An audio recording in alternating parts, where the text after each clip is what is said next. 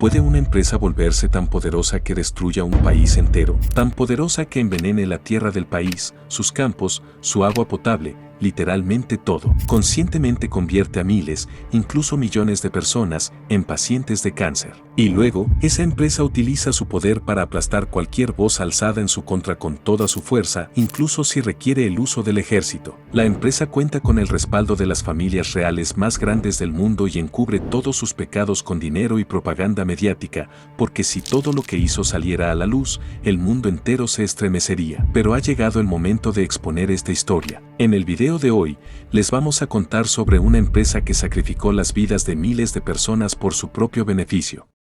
Esta historia comienza en el siglo XIX. En 1833, había un empresario muy rico en Londres llamado Samuel. Samuel solía hacer importaciones y exportaciones de conchas marinas. Después de la muerte de Samuel en 1870, todos sus negocios quedaron bajo el control de sus dos hijos. El hijo mayor, Marcus, comenzó a exportar queroseno, que se usaba comúnmente en lámparas en ese momento. Durante ese tiempo, el petróleo se transportaba en barriles a través de barcos de un lugar a otro, pero a menudo estos barriles goteaban, lo que resultaba en desperdicio. Para resolver este problema, Marcus diseñó buques petroleros para que el petróleo pudiera ser bombeado directamente a los tanques en los puertos marítimos. Y luego, en 1892, por primera vez, el petróleo de los buques petroleros de Marcus cruzó el canal de Suez, llegando a mercados asiáticos como Tailandia e Indonesia, que estaban bajo el control del Imperio Británico en ese momento. Fue la primera oportunidad para que Asia y Europa estuvieran conectadas a través del mar para el suministro de petróleo. Este viaje único abrió una enorme oportunidad de negocio para Marcus. En ese momento, solo había otra empresa que se dedicaba al suministro de petróleo, y esa era la propia Standard Oil de la familia Rockefeller. Pero Standard Oil solo estaba suministrando petróleo a Europa, y cuando se enteraron de que Marcus había llevado sus buques petroleros a Asia, le ofrecieron a Marcus comenzar a suministrar petróleo a Asia también en nombre de Standard Oil, a cambio de una comisión. Pero Marcus tenía planes diferentes. Pensó que sería mejor establecer su propia empresa de comercio de petróleo en lugar de trabajar para otra empresa. Pero esta era una empresa muy arriesgada porque en ese momento, los Rockefeller tenían mucha influencia y abrir una empresa significaba convertir a la familia Rockefeller en su competidor. Pero Marcus se asoció con Royal Dutch Petroleum en 1907 para crear una nueva empresa y la llamó Shell.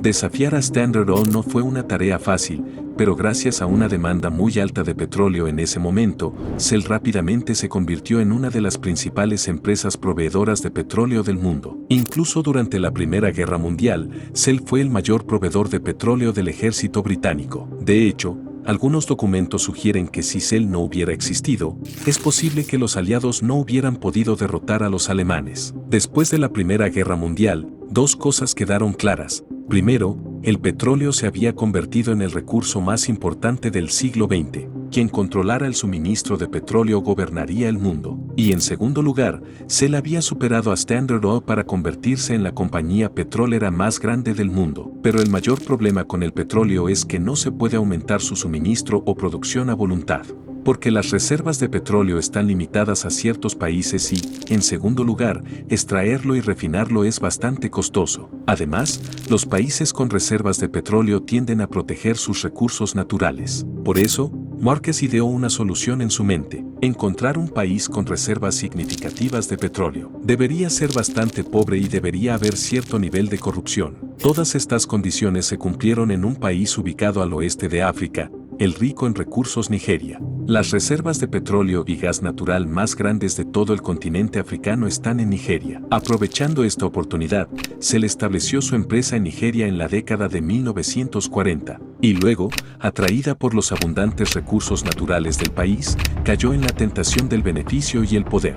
Shell entró en una asociación con el gobierno nigeriano para asegurarse de que nadie se interpusiera entre ellos y miles de millones de dólares de beneficio. Ahora, ya sea que quieras envenenar el agua potable de la gente o convertir el agua de riego para los agricultores en veneno, nadie puede detenerte. Los agricultores tenían miedo de ir a sus campos, temiendo que un simple error pudiera causar un incendio y destruir todos sus cultivos. Los ríos tenían menos agua y más petróleo. Algunos agricultores literalmente nadaban a través de este petróleo para llegar a sus campos. Todos los ríos se habían vuelto negros debido a los derrames de petróleo. Incluso cuando la gente abría las llaves para obtener agua, salía petróleo de ellas. El cáncer y enfermedades desconocidas comenzaron a propagarse entre la gente, y a medida que los campos se volvían estériles, la gente se vio obligada a comenzar a protestar contra Shell. Pero cuando el gobierno es tu socio, las protestas no significan nada. En 1990, cuando hubo protestas contra Shell, se llamó al ejército, se dispararon tiros e incluso se lanzaron granadas contra los manifestantes. 80 personas fueron asesinadas y 600 hogares fueron incendiados. Su único crimen fue alzar la voz contra una empresa que había convertido su agua potable y los campos de producción de alimentos en veneno, causando que sus hijos murieran de cáncer. Shell no se vio afectada por esta tragedia. De hecho, solo 3 años después, en 1993, cuando hubo protestas contra un nuevo oleoducto, el ejército nigeriano abrió fuego por orden de Shell, lo que resultó en una muerte y 11 heridos. Puede que se pregunten cómo el ejército nigeriano pudo disparar a su propia gente por una empresa extranjera. Bueno, mis amigos, Shell no solo financió al gobierno, sino que también proporcionó financiamiento sustancial a generales del ejército nigeriano. Además de esto, Shell también regaló armas de última generación, barcos e incluso helicópteros al ejército nigeriano. Cuando los intereses de todos se alinean, ¿qué valor tienen los manifestantes? Shell silenció a todos con dinero. Todo estaba bajo el control de Shell excepto por un hombre. Este hombre se llamaba Kansaro Wawa, quien era escritor y activista ambiental, quien comenzó un poderoso movimiento contra Shell. Desde la prensa hasta escuelas, colegios, universidades e incluso hospitales, Khan comenzó a crear conciencia entre la gente de que se le estaba arruinando sus vidas. Una multitud comenzó a congregarse alrededor de Khan. La única misión de Khan era sacar a Shell de Nigeria. Shell intentó negociar con Khan e incluso intentó comprarlo, pero fracasaron. Ahora, porque Khan tenía a mucha gente con él, tomar medidas en su contra también se estaba volviendo difícil.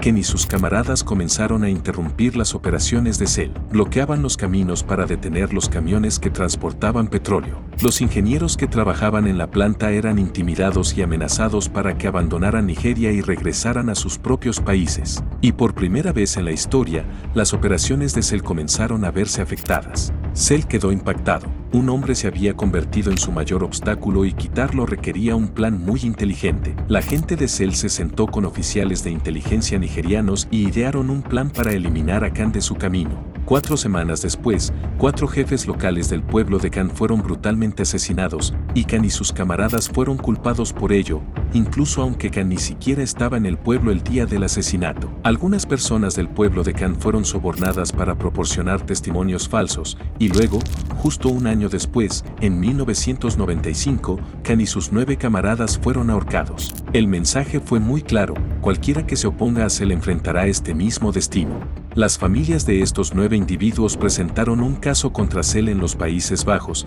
y luego, en 2017, 22 años después, Shell fue considerada parcialmente responsable de esta tragedia. Aunque 5 personas admitieron que habían dado testimonio falso contra Khan por orden de Shell, Shell solo fue multada con $15 millones y dejada en libertad. En 2018, ocurrió una filtración de datos de propiedad privada en Dubái, revelando que Shell había regalado propiedades por valor de $1.3 mil millones al ministro de Petróleo de Nigeria y algunos generales del ejército nigeriano. De manera similar, esta empresa no solo apuntó al gobierno y al ejército, sino que también lanzó campañas mediáticas para crear una imagen positiva entre el público en general, como este anuncio. Se podía ver que Shell se presentaba como una empresa que invierte en energía amigable con el medio ambiente.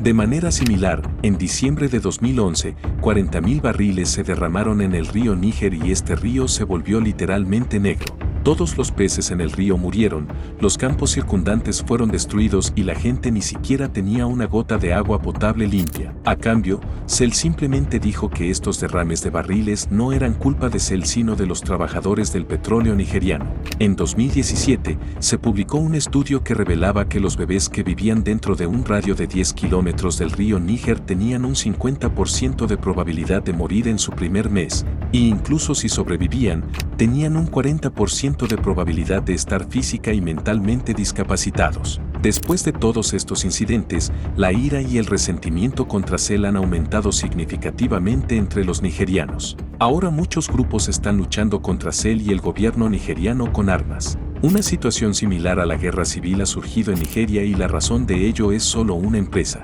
Una empresa ha destruido un país entero debido a su codicia y egoísmo. Es aterrador pensar hasta qué punto pueden caer las personas por dinero y poder. La vida de otras personas, la propiedad o cualquier otra cosa no tienen importancia para estas personas.